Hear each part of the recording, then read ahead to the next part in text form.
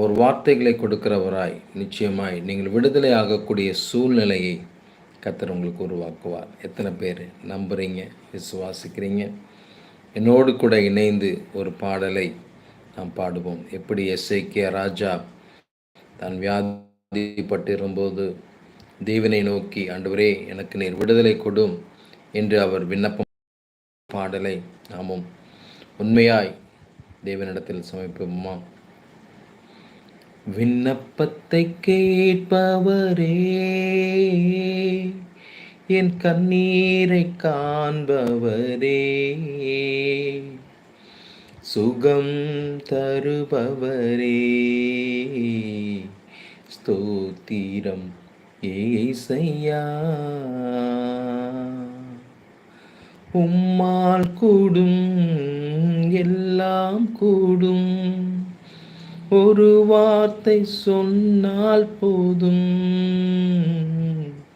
உம்மால் கூடும், எல்லாம் கூடும், ஒரு வார்த்தை சொன்னால் போதும். ஐயா, ஒரு வார்த்தை சொன்னால் போதும்.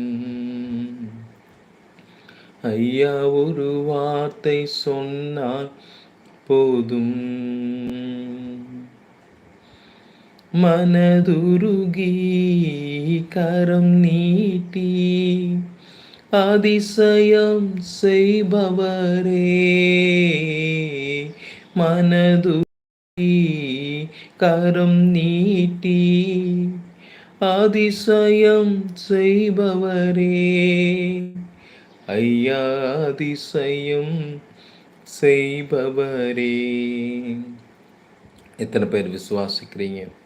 என் ஆண்டவராகிய இயேசு கிறிஸ்து என் மீது மனதுருகி நிச்சயமாக என் வாழ்க்கையில் அதிசயம் செய்வார். என் தேவனால் கூடாத காரியம் ஒன்றுமில்லை. ரிமசந்தூரிய கதரபா. என் நோய்களை சிலுவையிலே சுமந்து தீர்த்தீரையா,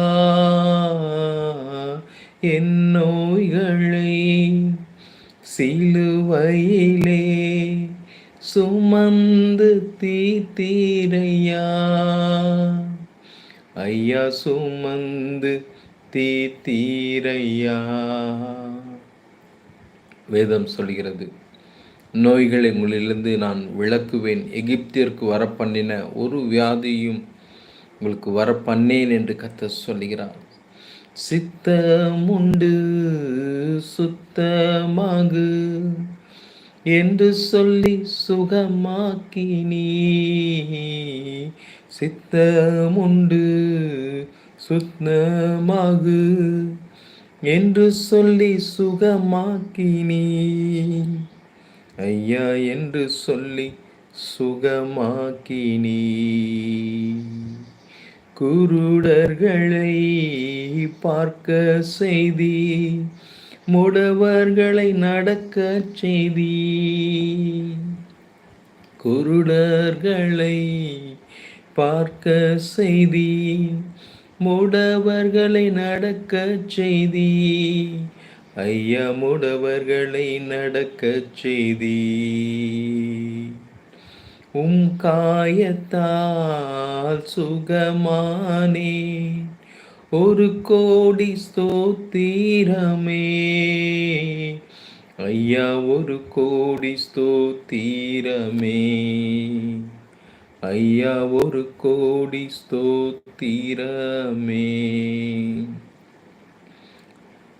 இதை கேட்டுக்கொண்டிருக்கிற தேவ பிள்ளையே, உங்கள் வாழ்க்கையில் இருக்கிற, ஆத்துமாவில் இருக்கிற, சரீரத்தில் இருக்கிற பலவீனங்களை கர்த்தர் முற்றிலுமாய் குணமாக்குவேன். அவருக்கு சித்தம் உண்டு, நீங்கள் சுத்தமாவீர்கள். நீங்கள் சொந்து போகாமல் பலனாய் இருக்க கர்த்தர் விரும்புகிறார். நன்றி பரபசந்தூர் யாங்கதரப்பா.